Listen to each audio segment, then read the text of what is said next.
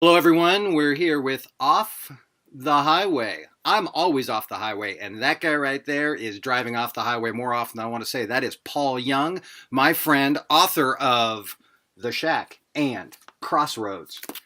Paul, my question for you today is, in what ways are you a universalist, and in what ways are you not? Oh, great question. Thank you. Yeah, normally it's not asked. Normally it's assumed. And then people assume what they mean by universalism. Yes. Right? Yes. And so, if by what you mean by universalism is that all of creation, the entire cosmos, everything that is in it, every subatomic particle, every human being, every spirit that we can't see, every part and particle, seen and unseen, of this created order was created inside Jesus. If that's your definition of universalism, I'm in.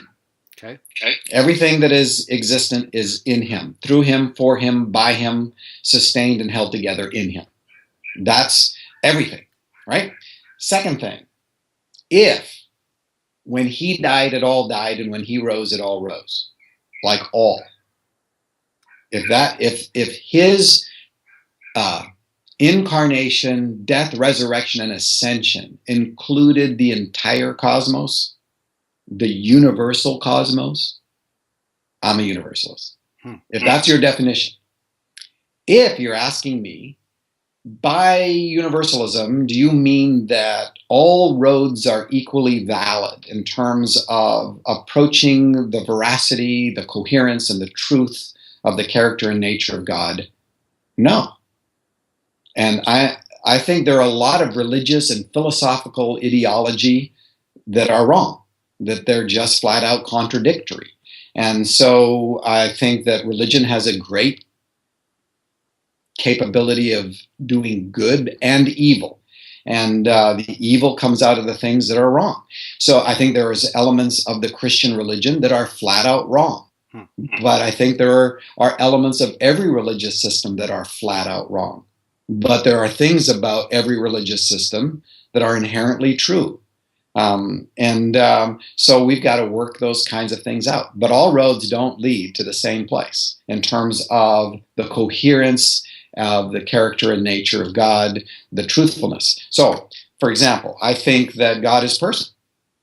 And I think systems of thought who don't believe that God is existent as being, as person, I think are wrong. That's my opinion. I think personhood in God and three-personhood in God makes much more coherent sense to both the relationality and the existence of love.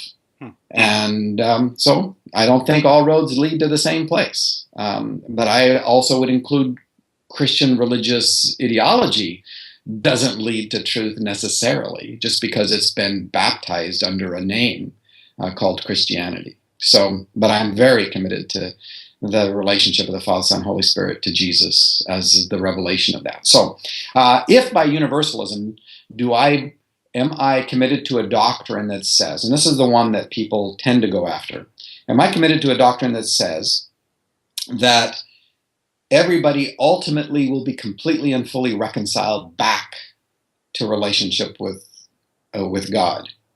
And if universalism is defined that way as a doctrine, then I'm not.